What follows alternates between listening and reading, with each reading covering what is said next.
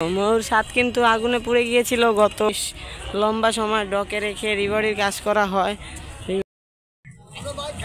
আসসালামু আলাইকুম, launch adventure Bangladesh channel এবং পেজের নতুন একটি ভিডিওতে স্বাগতম। এই মুহূর্তে আছি আমি ময়ূর সাতের সামনে। তো ময়ূর সাত কিন্তু আগুনে পুড়ে গিয়েছিল গত রোজার ঈদে, সরি গত কুরবানির ঈদের আগে আগুনে পুড়ে গিয়েছিল। তারপর তাকে বেশ লম্বা সময় ডকে রেখে রিভারির কাজ করা হয়। রিভারির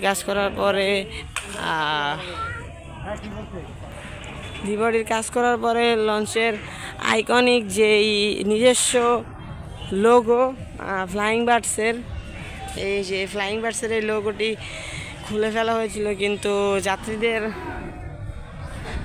কথা চিন্তা করে আবারও গত কুরবানির ঈদের আগে ডকে বসিয়ে কাজ করানো হয়।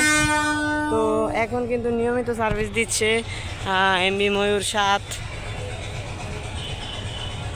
তো ঢাকা থেকে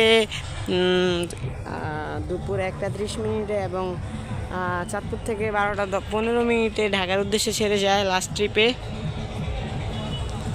তো ময়ূর সাত কিন্তু চাঁদপুরের জনপ্রিয় একটি লঞ্চ।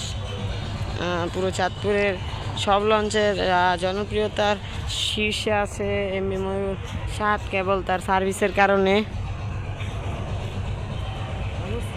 তো এই ছিল আজকের ভিডিও।